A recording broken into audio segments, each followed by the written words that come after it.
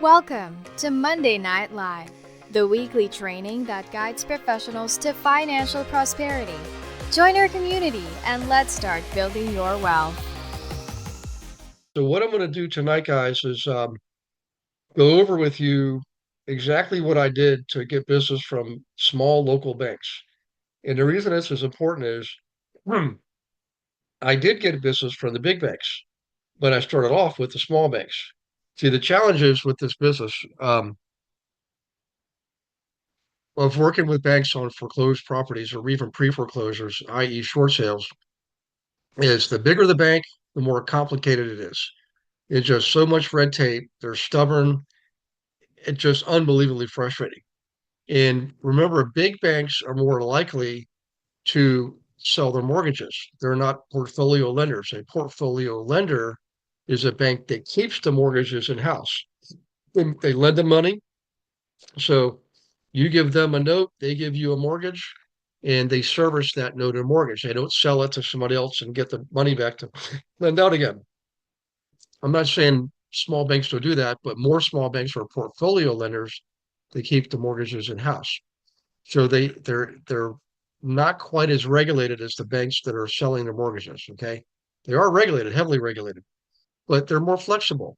They're more lenient. They're smaller, so you can develop a relationship with them. With the big banks, guys, I'm just going to tell you right now, it is a huge pain in the neck. They're gonna they know exactly who you are. They know what your production is. They know how many properties you sold, how many help people buy, how many help people sell, how many foreclosures you've done, if any. So what they'll do is they're handpicking the agents they're going to give the listing to. It's usually the top producers that have been around a long time and they know what to do when the storm's coming. What they do with the newer agents or the agents that have not been through a complete cycle, see, they know exactly when you got your license. And if you didn't get it before, 2007, you haven't been through a complete cycle. Well, they know that. So what they're going to do with you, they're going to say, fill out our application and we're going to give you what's called BPOs. And we're going to pay you something really cheap. Like I don't know what, 75 bucks, 100 bucks to do what's called a broker price opinion. And they'll say, quote unquote, it's not an appraisal. It's like a little mini appraisal. It's not. It's all as close to a full blown appraisal as you can get without being an appraiser. Um, it doesn't just take 5 minutes to complete, like they'll tell you. It takes hours. You got to go out and take pictures, right? Burning gas and time and energy and all that. Or you can pay somebody to do that. Then you got to pay them, right? People don't work for free. Then you come back, you enter everything. 1 day later, 2 days later, 3 days later, they're going to tell you you got to change things. And now, oddly enough, they'll give you the things that they want you to put in there. They're manipulating the values. Okay. So they're paying you to give them an opinion of value, and yet they're manipulating the value, right? But all that takes time, hours and hours and hours. Then you end up working for minimum wage. It's just not worth it. Now, when I had my brokerage company, we did them because I had a lot of agents, I had 50 agents. And what we did is we turned it into a little profit center. So we handed them out to everybody. We had a central person in house that did all the paperwork. She filled out everything online for everybody, right? And then we had a photographer that they could pay to send out and take pictures. That knew exactly how to take the pictures for the banks. So that was a big business. But as you might imagine, the profit margin was about that big. But the reason we did it was we thought we would get a lot more listings from doing that because that's what they'll tell you. Hey, you do these BPOs, we're going to throw you a listing.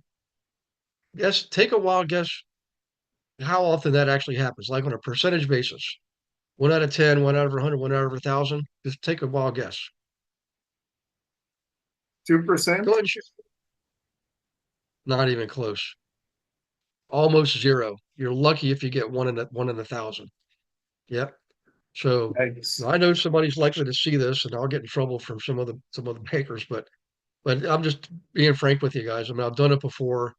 Um, we in the big recession, my brokerage, we did probably over 3,000 transactions, eight foreclosures just in the years of the recession, not all those I did beforehand before I had the brokerage. I did a bunch of those too. Um, and what they do is, I'm gonna give you a little history here. Um, With the big banks, you're not actually working with the bank. You're working with what's called an asset manager. So the asset manager is a separate company that the bank hires to process that REO. REO stands for real estate owned. It's an accounting term in banking, but essentially it's to foreclose property because the bank is not a property management company and they're not a real estate brokerage company. They're a bank. So they hire out an asset manager to take care of getting the place sold, to take care of maintaining it, cutting the grass, securing it, which in those days meant boarding up the windows, which was stupid because the banks were complaining why weren't they making any money? Because we're like, well, you boarded it up. Looks like a crack shack. You know, it's what it looks like now. You know, and your guy's not cutting the grass like you think he is. You have no electricity on. You have no water.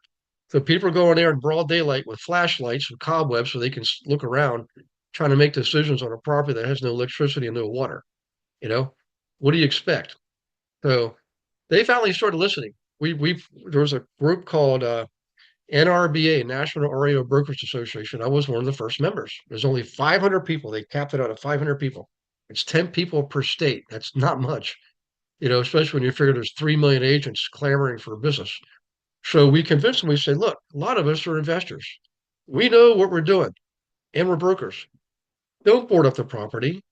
Don't turn off the electricity. Fix it up, clean it out, paint it, put new carpeting in, you know, have somebody come and do the landscaping. Make it really nice like you would make your own house if you were to sell it and want to make some money on it. And he finally started listening. So in the years that ensued after that, we saw a lot more banks put money into the houses and selling for full retail price versus what they were selling before, which was at best half price. Okay. Losing money on the mortgages, causing all kinds of trouble, ruining people's lives. Um, you know, I could go on and on about that, but that's the dark side of the real estate foreclosure business. And if you think pre-foreclosures are any easier, no, they're actually harder. I would much rather sell an REO than I would sell at a pre-foreclosure because pre-foreclosure, the property is still owned by the owner. They're still on title.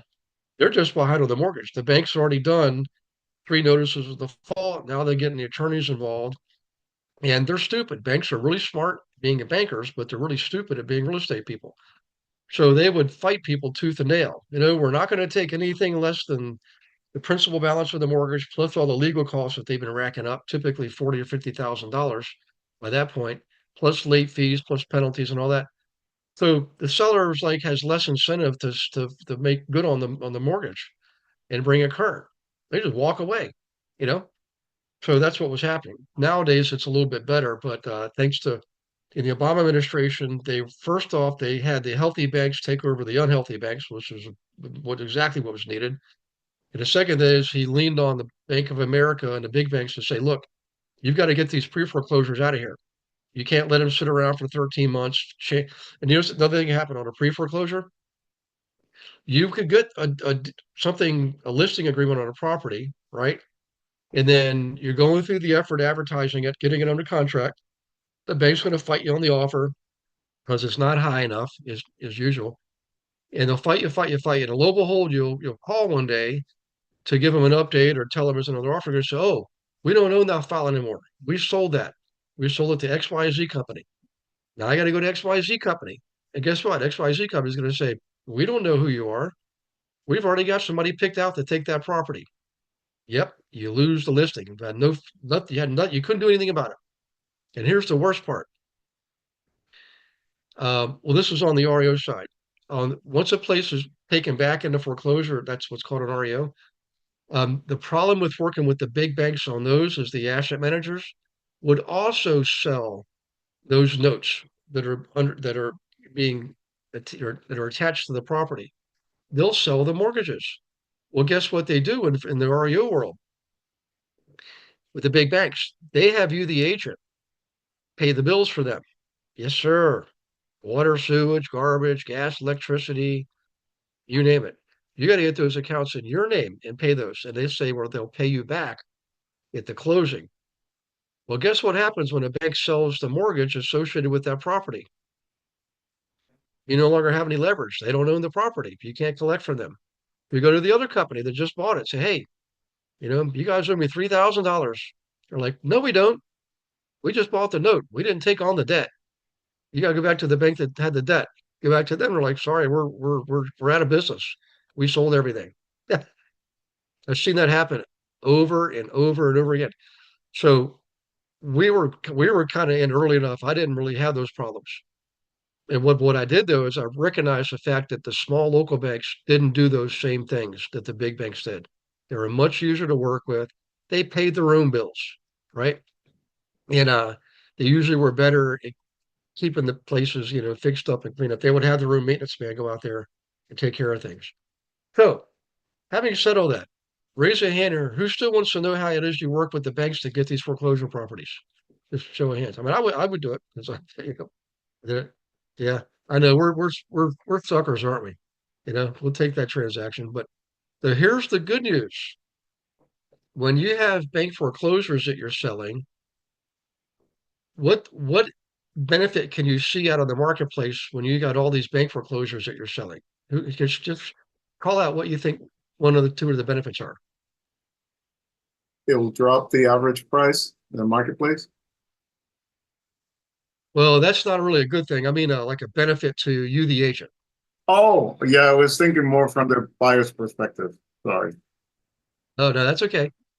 Yeah, it actually helps. It really, a lot of people get unhappy when there's foreclosures in a neighborhood because there's too many of them.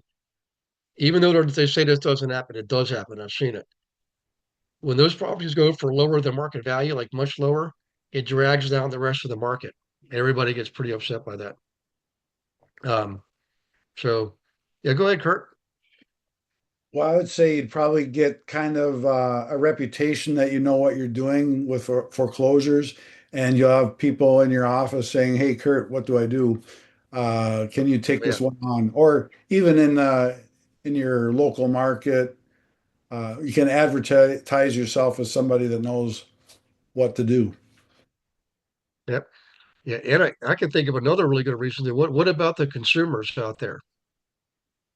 What what consumers are really usually more interested in foreclosures than most other people? Investors, of course. Investors. Hmm. Yep. So we would get a lot of repeat business from these investors. They would just gobble up these foreclosures like it was candy, you know. And we would, I mean, easily 5, 10. I had one client bought 41 properties with me, 41, you know. So in any case, uh, it also makes it look like you're selling a lot more properties than most other agents. Because most agents don't prepare like this, like you guys do. They'll wait till the economy turns. Then they'll try to figure out, well, what do I do now? Too late. Hmm. We've already got the relationships. They should have been preparing well in advance when you started seeing the writing on the wall. That's when you prepare, right? And it's an old who remembers the old scout motto? It's the number one scout motto. Two words. Always Be prepared. be prepared. Yep. Always be prepared. So be prepared. Why wait? Get the knowledge now, begin the relationships now. Okay. So in any case, let's jump into some content. This will all start to make a lot more sense. Um, Kathleen's saying less emotion to deal with. Yeah, their investors are just it's all about the numbers, you know. I mean, they'll like you over time. You'll like them. But remember this, in business, everybody likes each other a lot more when you're making a lot of money. So you help these people make a lot of money, you'll get invited to all the reindeer games, you know. I mean, I can tell you some stories being invited to their children's weddings. One guy I took my he paid for my brother and I to come out to Vail to go skiing, stay at his place for a week. We had to buy our own lift ticket, but he put us up and everything. It was amazing because I helped him flip a 15 unit building and he made like $300,000 on it. So he said, "Well, I'm going to pay you back." And I said, "Well, you did with the commission. Is you don't understand. And we're gonna have a good time. We're gonna go skiing." And I thought, I don't think I have to record that one or whatever you call it, claim it, whatever. So we went. And it was hopefully I won't get myself in trouble there. I pay all my taxes on time. But in any case, we didn't do anything inappropriate. I mean, it was a great business deal, and we talked business when we were there. In fact, he went out and bought another big building. But in any case, let me do a share screen here. We're going to go into the content. Okay, here we go. All right. So this is the marketing tab on our website, the Global Investor Agent Team website. Now, if you look on the right-hand column, second from the bottom, it says working with banks. So we click on that.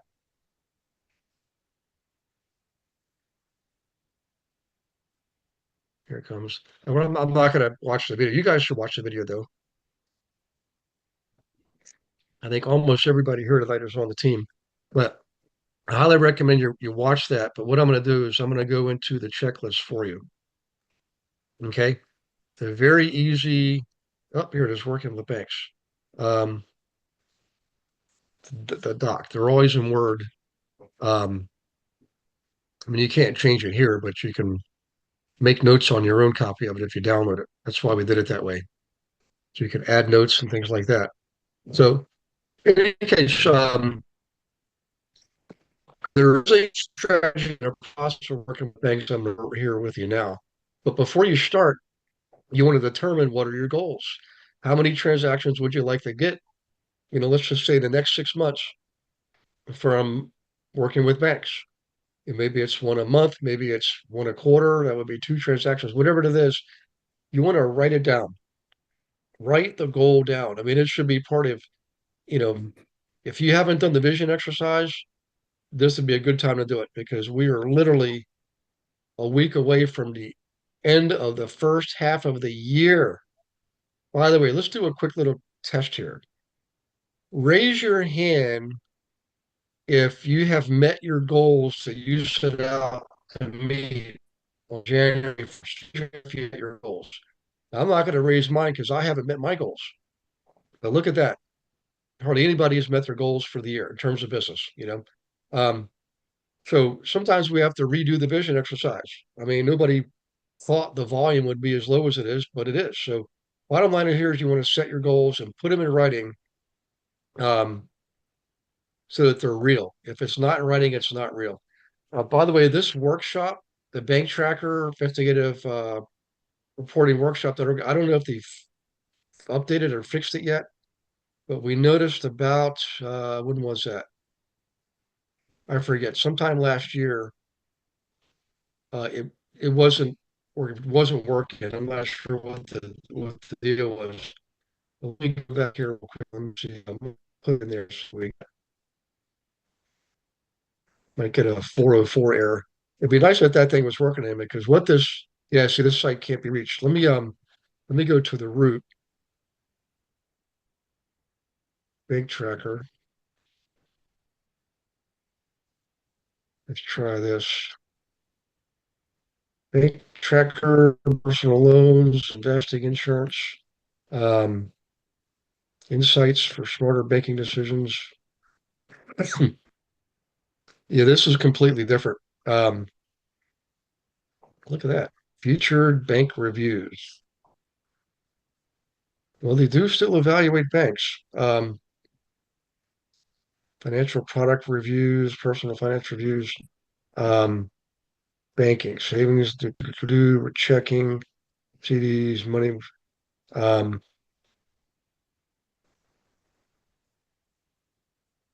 Let me type this back in. Bank tracker.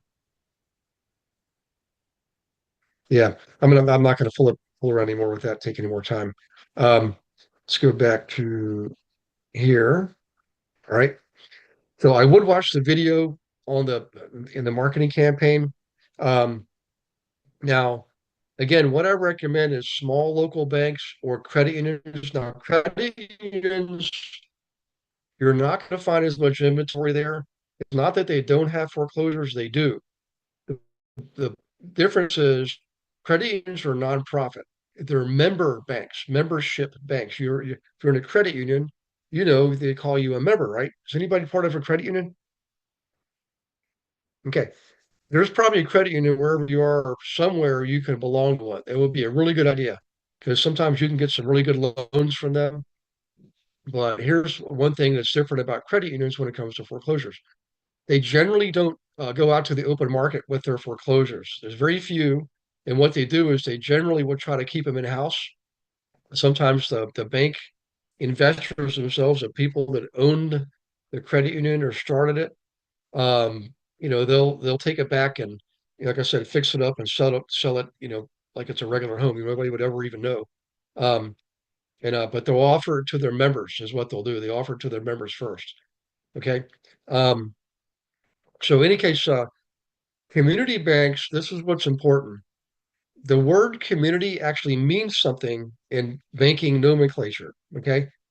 It has a bank has to meet certain requirements to call themselves a community bank. And then the word community has to be in the name of the legal name of the bank. Okay.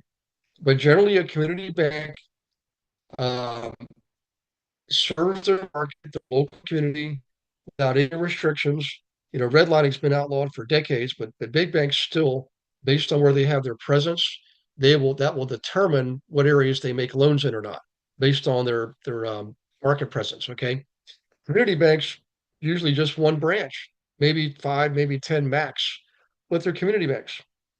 So what you're trying to find out is which banks have foreclosures. Okay. So one of the things that you can do, like on ReallyFlow, is how on ReallyFlow we can find out which properties are in foreclosure. We can find out uh, which properties are in pre-foreclosure. So we really don't need that back or website. I just liked it because it gave us a lot more information. But you can go to ReallyFlow and find out which banks have foreclosures. Just see what the foreclosures are. And in the owner field, what you do is you download your file and then you sort it by the owner field. The owner is going to say, XYZ Bank in the case of a foreclosure. All right. So everybody with me on that, what I just described there? I don't want to go into ReallyFlow tonight. We'll chew up too much clock time. But a ReallyFlow, you don't need Bank Tracker. You can go right into ReallyFlow and find out what the foreclosures are anywhere in the country. Okay. And by the way, for any Canadians on tonight, um, this is similar to what we do in Canada. I used to live there. The difference is Canada has far fewer foreclosures because Canada definitely does not, the Canadian banks do not sell their mortgage to the secondary mortgage market. Okay. All the banks are kept in-house in the bank that made the loan, which I think is really smart. Okay. Um, and all you got to do is make something really sweet, and some criminal will figure out a way to mess it up. That's what happened to the FHA back loans. So, in any case, in Canada, um, you can still find out which banks have foreclosures, or if a property is bank owned, and go visit that bank personally. I've done it myself.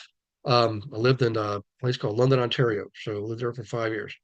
In any case, what you're looking for is a bank that might have multiple foreclosures. So what I always suggest is a ReallyFlow search at the county level, so you get a nice big set of data to work with.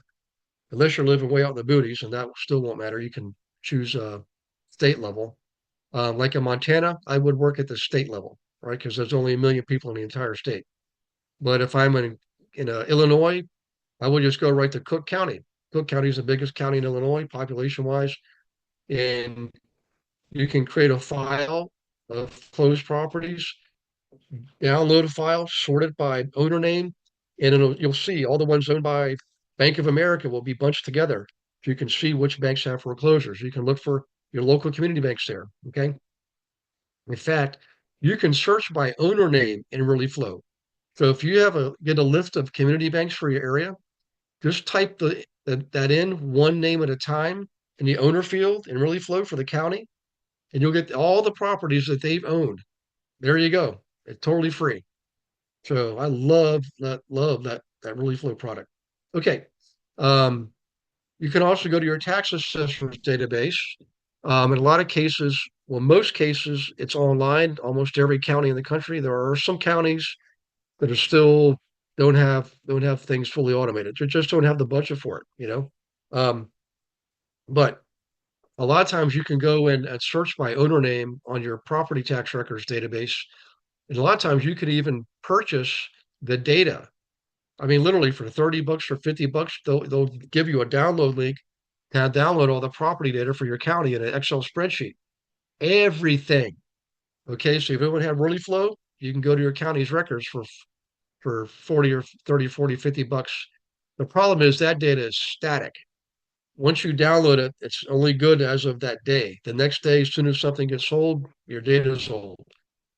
So, but it's the part of the world. You either got to pay for it or do the hard work yourself. So, in any case, let's see here. Make a list of banks you want to visit, line them up in a logical travel plan. So, let's say you do the work on Relief Flow. You figure out which banks have foreclosures, um, and make a plan to go visit them. All right, and you want to be logical. This is something. If this is me speaking personally. Hi, I just want to take a moment to thank you for watching a recording of the Monday Night Live class. Hope you're getting a lot out of it. I'm sure you will. I wanted to let you know that you can come to Monday Night Live whenever you want, but you can also participate more with the team. Why don't you set up a call with me, a one-on-one strategy call? I can go over everything with you, show you everything that we have to offer. For example, did you know that on our team, not only do you get your leads, we actually give you your own account on our lead gen system. So this puts you in control. You're not waiting on somebody to hand you leads. You get to pick the ones you want. Okay. Huge difference. We have 21 of our own proprietary marketing campaigns. They're all copyright protected. We're the only ones that can use them. Okay. The coaching is absolutely one-on-one. We got 3 coaches. We even have a 4th success coach that we have access to. Okay. One of left fewer than 100 in the world. Okay. One-on-one coaching. Right now the big problem is volume. We need more transactions. We need more inventory. I get it. Well, we know how to get it. Our team actually outproduces the national average by more than 2 to 1. So if you're struggling, don't do that anymore. If you're a solo agent, if you're a team, let's just talk. Smart entrepreneurs are always open to discussion. Learn what we have to offer, and then you can make an informed decision about staying where you are or moving on. You got to decide, if you're not where you want to be, you've got to take action to get where you want to be. Let's see how we can help you do that. I look forward to talking to you. Click on the link, set up a call. And by the way, I'll see you on the next Monday Night Live. What I did is I didn't just set out an entire day to go visit banks. What I did was I was already out looking at properties, taking clients to properties, what have you, going to my own properties. And I would look and see which banks are going to be in or around my my path that day, right? And I would pick 1 or 2 or 3 to go visit. Now, the challenge with that is you have to be dressed right, okay? And I'll talk about dress here in a little bit, so hang on to your seats. What I'm getting at is you want to be logical with your plans, your travel plans. When you go out for the day, remember you're burning not just gas, but wear and tear on your car. You're burning your time. So you absolutely want to schedule showings that are lined up in a logical fashion. And then same thing with the banks. You can take a whole day and visit 6 banks if you want. It's up to you. I'm just saying, be smart about it, right? Now,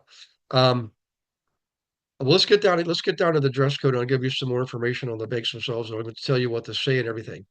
All right. There we already talked about asset managers, portfolio lenders. Okay. Dress code.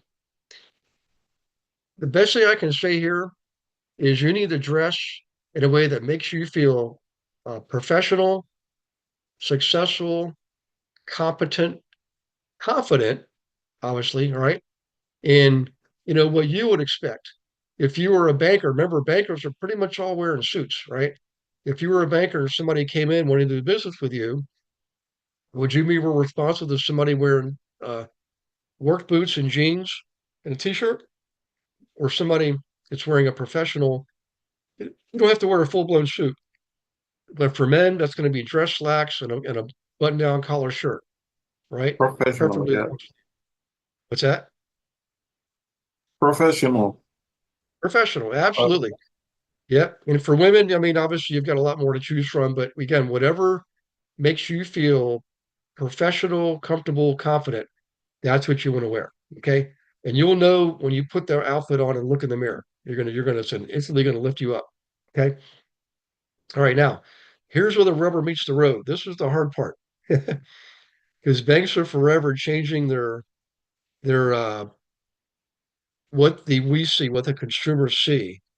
So bank branches are still there. They're always going to be there, just like the old franchise real estate offices. They'll always be there. They're always going to be Wells Fargo, just like there's always going to be Coldwell Banker. But you walk into those offices. Has anybody been to a bank lately? Raise your hand. Hadn't been to the bank lately. Was it pretty much empty in there? Yep. Remember the old days you go in that bank, had people lined up out the door. Not anymore because it's all online. I have no idea why they're still leaving those old branch offices open. They're empty. They're wasting energy and time and space. But For that's some of okay. us old timers, that's all. Yeah, there you go. Yep. Well, I remember when the third of the month hit, every person who was receiving Social Security would come to the bank to deposit their check. It was a huge social thing. They would see each other in line. They'd go get coffee afterwards. The tellers knew who they were. Unfortunately, those days are long gone. But um, any case, here's what I'm getting to. It used to be when you walk into a bank, there was more people there. You'd see the teller line on one side, and around the outside on the other side were the offices. You know, the president, the vice president, the uh, loan officer, whatever. You know, there's just different offices, and those titles really don't mean squat. Um, a vice president out in the retail, that's what we call the retail network, the branch network. Um, they were really low level employees with low salaries. You know, corporate vice presidents, on the other hand, they're the real deal. You know, those guys were making they were like, reporting typically right to the executive suite. But in any case, when you walk into a bank branch, what you're looking for is the PIC, person in charge, right? Um, so you're looking for in local community bank, you often will see the president's office. In the bigger banks, you're not going to see a president's office. They're going to be some other location or behind the scenes in an office upstairs you're never going to see. But you will see vice president there. If you see a loan officer, right? Um, you might want to start there. Just look for somebody who's is they're there and their door is open. If the door is shut, you're just gonna have to wait out in the seating area, the waiting area. But if let's say the loan officer has somebody in there, but the vice president doesn't, knock on the vice president's door. Now, some of you are probably wondering, what about the gatekeeper? Some banks do have a gatekeeper. There's a little, like a round table or a receptionist desk when you first walk in, asking you, "Hey, how can I help you?" You know, um, to get past them, you just say, you know, when you walk in, if you look and you spot your office, um, that you want to, the one you want to visit, and it's, you know, Jane Doe, just say, no, no, thank you. I know exactly what I'm doing. I'm here to see Jane. Um, I'm going to drop one thing off. It'll be just a second. You know, and then they might be aggressive and try to stop you and say, well, let me check with Jane. If that's the case, just do it. They're going to ask who you are and just say, you know what?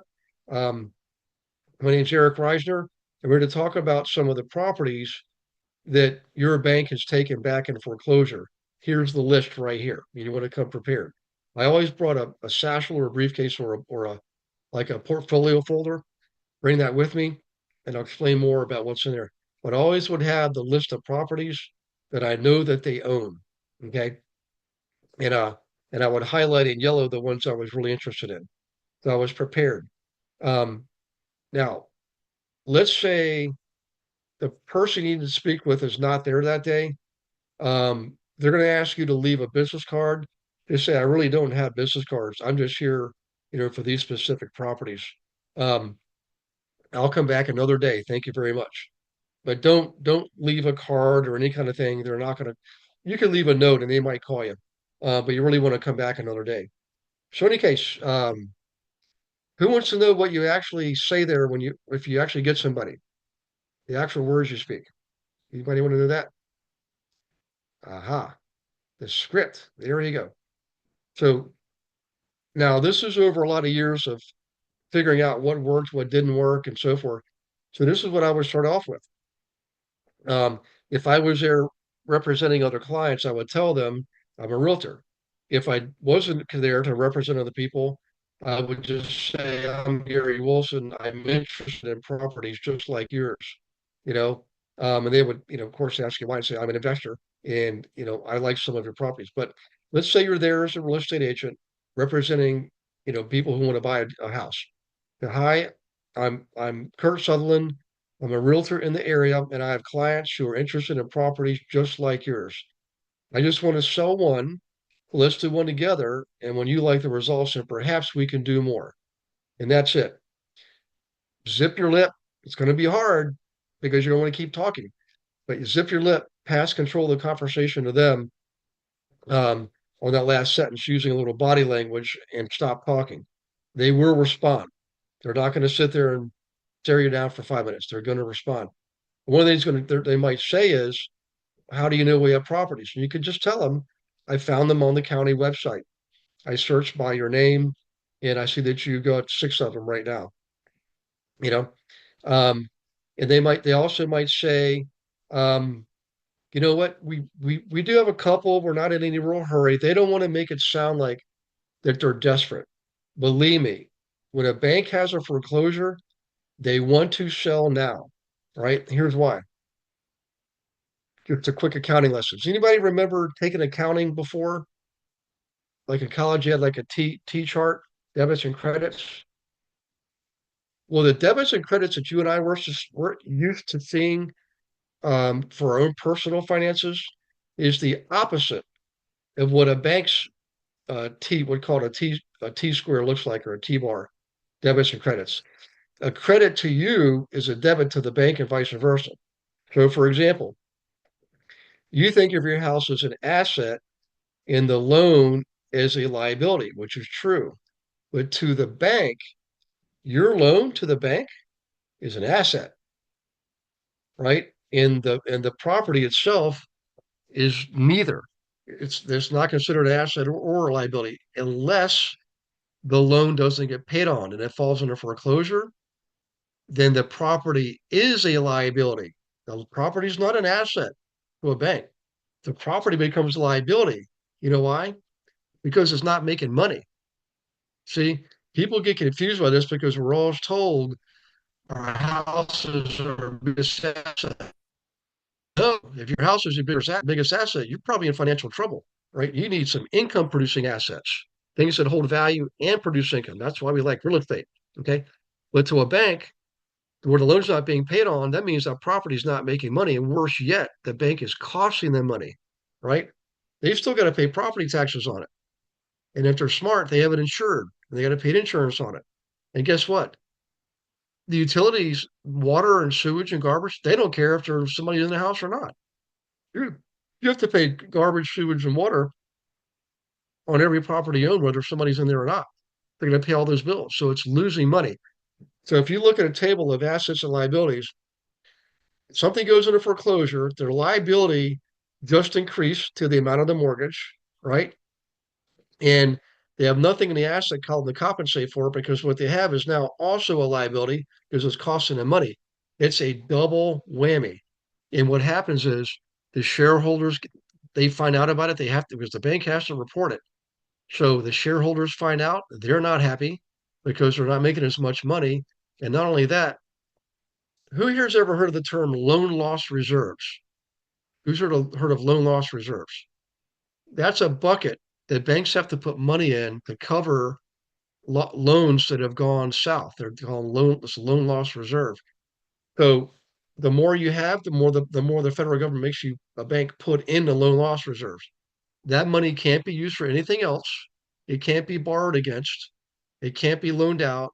It can't be used to pay other bills. It's sitting there strictly, not even making a dime, just sitting there taking up space. And the bank has less money to invest, less money to loan as a result. So it is a huge black eye for a bank to have a foreclosure. And I just gave you the obvious things. There's more to it than that. They'll get more, they'll be audited more. Regulatory compliance. They're gonna get scrutinized. It's just a shame. But that's part of the game. So in any case, now if they, let's say, the end of the conversation, the answer is no. Don't get discouraged. Just come back every 3 months, okay? Make sure they have properties, so probably have more properties. Remind them of who you are, and see if they say, well, we have a real estate agent that we use, or we team up with Coldwell Banker, they branch down the street, whatever. Just remind them, say, look, I'm not asking you to stop working with those people. I'm not here to take somebody's job away. I'm just telling you, I, I'm in the business. Not only am I an investor, but I'm an agent. And I've got clients who want to buy a property just like yours, right where that house is, you know. Um, and tell them this because they're going to say, well, why don't you just bring them in and get the buyer's commission? And it's listing agent say, you know why? Because if you let me sell it, it's going to cost you half of the commission you're going to pay the way you just described it. If you've got to get paid and listing agent get paid, I'm telling you, I can do it for half of that. I'll do it for 3% because you're going to get it sold. So just remember these things, guys. There's objection handlers in the script section of the team website. But um, any case, some cases are going to say yes. Now here's the key to success here. Remember I mentioned earlier that I always brought with me a briefcase or a satchel or some kind of like professional, like a leather binder, like a portfolio folder. The reason is I didn't just have the list of properties in there I was interested in because I would pull that out. They would ask me sometimes, what is it you're talking about? Because sometimes you're speaking to a vice president and they don't know anything about foreclosed properties. I would pull it out and say, this is what I'm talking about. Here's his property. See right there, ABC Bank. You guys own it. That's what I'm talking about. I'm interested in that bank, that house personally, or I have a client who specifically wants a house just like that, you know? But the other thing in that briefcase, what else do I have in that briefcase? Just call out what you think it is. A box of chocolates. No, yeah. That works with the housing inspectors, you know? Now, no, the listing agreement. I'd have a listing packet, listing agreement, everything that I have to have with me to get a listing. And if they said yes, I would get that done that day. Now they might say we need to set an appointment with the bank's attorney. On a small bank, there's always an attorney on the board. Every bank has one. And sometimes we'll have that attorney do the foreclosures, the court cases, everything, you know. Any case, now let's say the person you're speaking with, they understand what you're talking about, but they're not the right person. Okay. If they give you responses, then it's a case of someone else that handles those and they're in a different office or they're out that day or something like that. I don't just let them give me a name and a number. I always ask them and say, with all due respect, in order to do this professionally, and I respect what you're doing. I'm sure you respect my time too. Would you respectfully do an email introduction for your in-house contact and me? I'll give you my email address right here. You know, in most cases, they'll say yes. So now you know that person's email address, you've got their name already. You also have the other person's name and email address when you get the email. And by the way, when that person responds, often they'll have the phone number and extension inside their email. So now I got all these emails and phone numbers. Does that make sense, guys? Yep. So never ever leave your business card there. Don't even take one with, it's too tempting to just hand it to them. And as soon as you hand a business card to somebody and you don't get any other information in return, who did you just pass control to? The round tape, the round file. Absolutely. Yep. So these are the things I learned over the years because I used to make all those mistakes. And after a while, I started getting a steady stream of business. And then lo and behold, I started getting calls from the big asset managers. Yep, that's what happened. And I sold one or two of those. Boy, let me tell you, the floodgates opened up. It was crazy. Um, so in any case, let's say you have to have an appointment. Um, when you come to the appointment, make sure you do your best listing presentation ever, obviously. Always follow up after every appointment. Um, now, note, sometimes if you are new to the bank or they had sense that you are new to the business, they will test you with a crappy property. Okay. Take it. Don't ever turn it down. Just take it. I don't care if it's 50,000 bucks. Take it. And I've done that before. In fact, it was one of the title companies. They also got in the foreclosure business because they would happen. Sometimes what happens is title companies get stuck with a property. They would have to pay out because of a title claim, and they would end up getting this property that it turns out nobody wanted. So we would sell that. I can't remember if it was with Stewart title. I can't remember. Um, but any case, they did that to me. They tested me, gave me this little cheap, crappy doghouse of a house, and I think ended up making a few $100s on it. But guess what they gave me the next time? A beautiful, $1 million house? yeah, $1 million house, 5,000 square feet on the ninth green of a golf course. And that thing Nice. lasted about a day. I got that thing so it was a really sweet. I got both ends of that one too.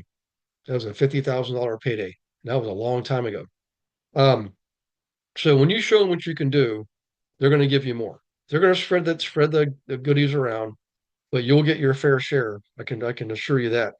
Um, and it all starts with a small local bank. So now the reason I decided I didn't want to take a whole day to go run around and talking to all these banks is because I knew I was going to get a lot of no's, and I was just too busy to spend a whole day like that. I'd rather weave them in one or two a day. That's all I did, guys. One or two a day, but I did it consistently. And every 90 days, I'd recycle. And it might be every 100 days or every 80 days, depending on how busy or not busy I was. Um, but that was really how I got those properties to begin with. And it was easier working with those local bankers. A lot of times they knew who you were because your kids played soccer together. I mean, I've had that happen. One guy was an actual investor himself. He was, and he told me he he only did college student housing. So I learned from him. I was like, really? Why would you do that? All the keg parties and the destruction. And he said, I know. But you want me to tell you what he did? And this is I learned how to do this. Okay. He would buy a 4 bedroom home, probably one bathroom, or maybe three bedrooms and a dining room, and he could convert to a bedroom. Basically, he was looking for 4 bedroom homes. It didn't matter if there's only one bathroom. These college kids aren't looking for Taj Mahal. I mean, sometimes they are, I guess, but one bathroom would cut the mustard. He would buy it, and he said he would fortify it. He'd get rid of all the cheap, flimsy, crappy work material. You know, in the kitchen, he didn't do linoleum because linoleum would get torn up. You know what he did in the kitchens? He went out and got the thickest tile he could find. And he put really thick, extra heavy duty tile in the kitchens. You could drop a pot and pan on there. You could drop a butcher knife, wouldn't matter. You could drop a keg of beer and it wouldn't matter. That happened. So um, he would uh, get really good windows, um, but also make them so that they were like sliders or like a triple pane, something where you couldn't squeeze anything through there other than a human body if it needed to for a fire, but not a piece of furniture, not a keg of beer, because kids would try that. They would try to throw an empty keg out the window, shove a couch out there, and see how bad it breaks up on the sidewalk below. Just all kinds of dumb stuff. So he would fortify the place. Um, and on the he would do that tile everywhere, everywhere. Or he would, if he had real hardwood floor, he would keep the really hardwood floor. Um, and very rarely would he put in like industrial grade commercial carpet, like the kind you would see in an office building. He would do that sometimes if the floor was just there was no way to make it work. Um, in the bathrooms, he would use really heavy duty hard material. Um, that's the kind of stuff he did. He would only get all brick buildings. He would never buy buildings that have vinyl siding. He would get all brick buildings and just fortify them like they were Fort Knox. Front doors, same thing. Heavy duty front and rear doors. Um, no, no carpeting on the stairwells. Just really simple, obvious things. Okay. And then what he would do, as far as the legal part of it goes, he would have each of the 4 kids sign a lease, and each of those 4 kids' leases had to be co-signed by their individual parent. So he not only had 4 individual leases, he had 4 co-signers. But here's where the real magic comes in. Each lease would reference the other tenants, right? So it was what was the term for this? It was um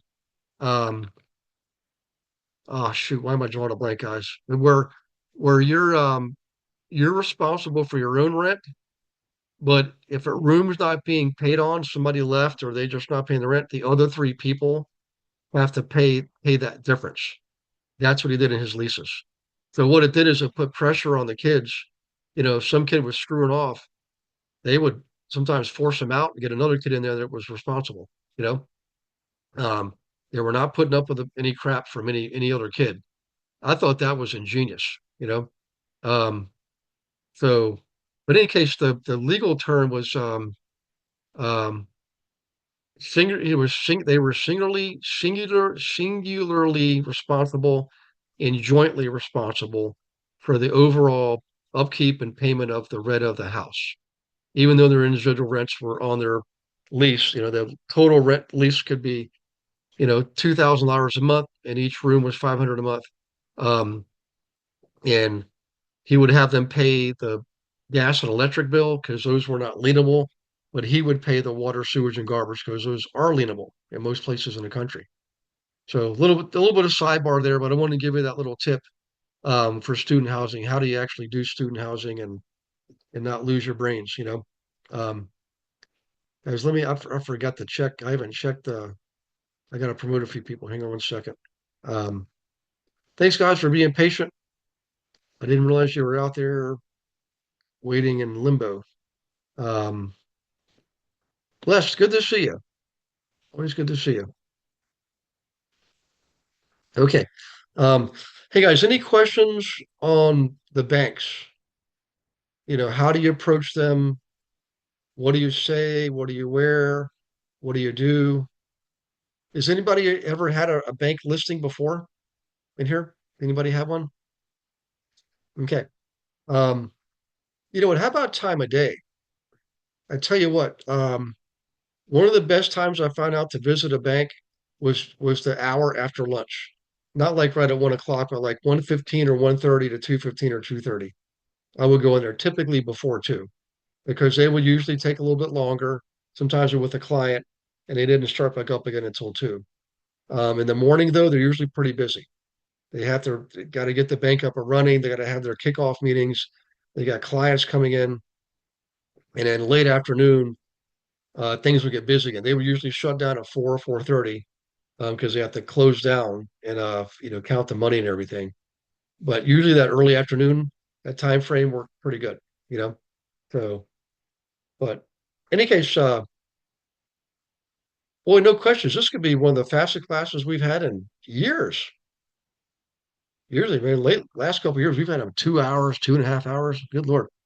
So, hey, Kate, congratulations, by the way. I saw you have a new transaction on the books. So that was nice. Yep. See, she's smiling. So, all right. Hey guys, okay, if there's no questions, I want to show you guys something. Let me share my screen again. Hang on one second. Doo-doo-doo. This is a production tracking chart that I got from a dear old friend of mine. He used to be a team member early on from St. Catharines in Canada, right up above Niagara Falls in Ontario province. And it's what he would use to track his activities and really essentially his production. So this is from 2019. This is the year he gave it to me. Um, and what it does is it shows in here from left to right the sequence of events you engage in when you're in production. So when you're in production, and everybody here is in production, you want to generate leads. Well, how do you generate leads? Well, you've got a first lead source like ReallyFlow. You got to identify a group of people that you believe are most likely more interested in selling. I mean, well, I don't know why people do postcard campaigns anymore to thousands of people. It just doesn't make sense. When you can target your audience, it increases your conversion rate. Okay. But essentially we have to do some kind of lead generating first. We have to lead source, find out who they are. We get their addresses and everything from ReallyFlow. And you got to send them something, send them a letter, give them a phone call, look them up on Facebook, right? Text them, whatever you want to do. You know what? I'm not going to go into other marketing campaigns, and I just want to tell you the all-time tried, true, tested is send a letter followed by a phone call repeatedly 12 times. I can't tell you how many people I've come across that never got to the 12th rotation. They'll get to 2 or 3 max and quit. It's a shame because most of your business is going to come after the third one, between 3 and 6, statistically speaking. Okay, let's say you have your leads, right? Well, now you got to call them. I don't care what kind of marketing you do. At some point, you got to call these people, right? So you have to call them. The leads called, leads reached. You want to know your percentages are there, right? Remember, you have to inspect what you expect. Okay, that's an incredibly important ratio. How many leads are you reaching versus how many leads are you calling? Right? You want your timeline. People that are saying they're going to be ready in the next 3 months. People that are going to be ready when they say when they're going to be ready in 3 to 6 months or greater than 6 months. You got to fill in those columns with the right people and the right numbers. Okay. Now, by the way, if somebody says I'll be ready in 6 months, when should you reach out to them again? 3 months. Cut it in half. Okay. So anyways, let's say you set appointments. You got to book them. So these are the booked appointments, sellers and buyers. And then you're going to mark down your appointments kept. Not every appointment's going to be kept, right? Then moving to the right, okay, you got your appointments kept, and in your appointments, you're trying to either get a listing or a buyer's agency. And by the way, the percentage of conversions on listings is usually very high because most people interview one agent and they'll never talk to another agent again. So if you get a listing appointment, just know about 85% of the time you got it. Just don't mess it up. Just go in there, do your presentation, and say, would you like to see what the process is to get this done? If they say yes, say, great. I happen to have it right here on my computer. Let me walk you through this. Okay. Walk them through it first. Don't make them sign things yet. Just walk them through it first and say, I'm going to show you the process and we can go from there. How's that? And usually they'll be okay with that. Last column is closed deals. Okay. You'll see there's a column after that. It says testimonials. Now, when do you ask for testimonials? After the closing at the closing table, or some other time during the process during the relationship? Who thinks, or just shout out what do you think is the best time to get a testimonial? The listing presentation. Absolutely. As soon as you sign the listing, say, great. How did you like that process? Did I do a good job explaining things to you? You feel more comfortable now? You feel a lot better? Great. Would you mind giving me a few words I can use to help other people make the decision to use me too, just like you did, and get the same purpose? Always did testimonial in the beginning. Same thing with buyers. As soon as you take them out to look at the first batch of properties, say, did you guys like that? Did I do a good job picking the properties? Great. Can you leave a few kind words with me I can use as a testimonial? Same thing. Any case, GCI, that's your gross commission income, right? That's your cut before everything's taken in or taken out. Marketing expense, how much did you spend? That's a tricky one because remember, you may have spoken to 100 people way back here and leads called to end up with one closing. So you need to figure out how much money did you spend trying to nurture 100 people, right? Okay, marketing expense, and return on investment. So, all right, let me ask you, by the way, there's another page, add in marketing expense. This is where you add up all your marketing costs. Now, if you're ever wondering what kind of marketing to do, just come to this chart right here. It'll give you pretty much every kind of marketing that you can do, right? Instagram, Kijiji is Canada, by the way. It's like the Canadian Craigslist, although they do have Craigslist up there now too. But everything is in here using postcards, you know, your YouTube channel, your Facebook page, you've got a website, all those things, right? In any case, then you have the months. Now, all these months here are what's used to feed this very first summary. That's why they're all blank here. But if you go through there, um, in month order, whoop, yeah, labels, that's your labels, okay. Uh, Coach stats, right? So this is an amazing tool. All right, let me stop share here. All right, raise your hands or just type in a chat box if you like what I just showed you there. And if you'd like to have one, if you'd like to have one, all right, I'm going to have Sugar put this in as an attachment tomorrow in the email that comes out in the recording. And I would really encourage you guys to use it. In fact, I think I'm going to use it on the one-on-ones just to help you get used to using it. I'm not going to do it for you, but I want you to do it and bring it into our one-on-ones. So I'll promote you so you can share your screen and we can look at it because when we manage to the numbers, like if I know you need a closing like today, and I know what it takes, I know how many listings you have to get to have a closing, and I know how many appointments you have to get a listing, and I know how many appointments you have to set to have an appointment. Um, and I know, how many phone conversations you need to have to set an appointment, how many calls you need to make to have a conversation, and all that. We know those numbers. I want you guys to know them too. I would use that chart actually to track every single thing you do related to production, because over time you'll know exactly what you need to do to get your next listing. And if you want to add a buyer's agent to your be like a two-person team, you'll know what to do there. Keep measuring and tracking and working towards the numbers. They're statistics and they work. Okay. So, hey, Kathleen, look for the email tomorrow from Sugar. I mean, the fact that you signed the class tells me you're registered.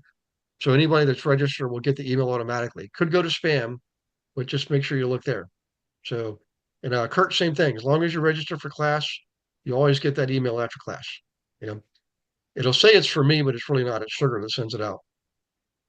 So, I, um, I, it does a lot of the things, same thing that Sisu does, but I don't think Sisu has the marketing expense tracking. yeah, That's pretty well, cool. that's why I like Sisu when I saw it, but hardly anybody did Sisu. There was like another system. I was like, oh my gosh. Well, this is easy. It's already done for you. The formulas are in there. You just take it and use it, and you can thank Louis. His name's right on there. Thank Louis Reset, an awesome guy. Um, so I'll make sure that gets sent out. Let's see, a couple things while we have you. If you're not in EXP, don't worry. These are just certain things from the system side of things. Um, Workplace is being replaced by Slack, and that's happening very, very soon. So if you have anything on Workplace that you want to take a picture of or save or download, I would do it now. Okay. Because once it goes away, it's going away. And Slack apparently is a pretty cool tool. In fact, I'm already on it. I got some messages today from my home state of Wyoming, and it's pretty neat, nice and easy. They come through as emails. You can go onto the system and respond just like on Workplace. So you'll see it's not that big of a change. I think it's actually a better tool. So Slack, make sure you're staying on top of that, guys. Okay. Um, Let me see here. Hang on one second. Uh, it's got a few people to take care of. So Slack Bold Trail. All right. Those of you on Skyslope, and if you're in EXP, you're definitely were on Skyslope. You notice now you're on Bold Trail.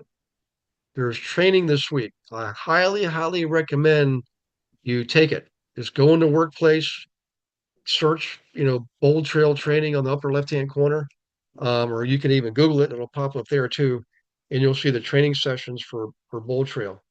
Very similar to KV Core, very similar look, but people like it better, so I'm looking forward to it myself. So that's Bold Trail, that's Slack. The last thing I'm going to leave with you is this. Um, on the part of agent attraction, that's agents attracting other agents and so forth. Um, what we learn is you want to have a battle buddy. You can call it accountability partner, whatever you want to call it, just a buddy, like a buddy system. So PF, you remember in boot camp, right? Didn't you generally, by the end of boot camp, you'd kind of found yourself your best friend? Most people do. You got one guy you can rely on, he's going to rely on you. Same thing here. I would really encourage you guys to reach out to people, reach out to each other. It's okay if you got three parties of three. I wouldn't go any higher than that though. Um, Preferably two. I know Kendra and Bonetta have a long-standing uh, partnership there. but it really helps to just do a quick call every day, pump each other up. You might be up, they might be down, or vice versa. They might have a question and you happen to know the answer. But what it does is it keeps you focused, intentional, put your head in the right place at the beginning of the day. An excellent thing to do. We call them battle buddies. Um, and folks, that is all I had for tonight. It is 8:07. How about that? And there's no more hockey championships. There's no more NBA championships. Did anybody root for Oklahoma City Thunder? I was kind of rooting for the Pacers, but I was happy Oklahoma won because let's face it, they haven't been around that long, you know? So yeah. So I just like sports. I remember when the Toronto Raptors won several years ago. I was actually living there at the time. I got to see the trophy, hold it, got pictures of it and everything, and got my custom Raptors t-shirt, you know. So and when the series kicked off, I was actually in uh Northern California. It was the Golden State Warriors. I was in a restaurant at the kickoff game of that. Like, guess what? Guess who all the people that were rooting for? They were rooting for Toronto. I couldn't believe it. I thought I'm gonna get beat up here because I'm rooting for Toronto, and these are all. And we were in the Bay Area, East Bay, like Oakland, which is where the Raptors were. I'm sorry, the um, um, Golden Warriors, whatever they call themselves, Golden State Warriors were playing. They were mostly rooting for Toronto. I couldn't believe it. So, in any case, that's my sports trivia for tonight. You guys have a great night. I appreciate you participating. Hope you got a lot out of the class. Did this help tonight? Giving you some insight, working with banks, scripts, things like that? Good. Set up your one-on-ones. We can go over this stuff in one-on-one all you want, but set up your one-on-ones so I can have a chance to let you use your chart and help you, encourage you, inspire you to make your phone calls. Sound good? All right. Have a great week, guys. I'll see you on your one-on-ones. Thank you for watching this episode of Monday Night Live. Be sure to subscribe to our channel and go to realestatewithgarywilson.com to join our community and start building wealth today.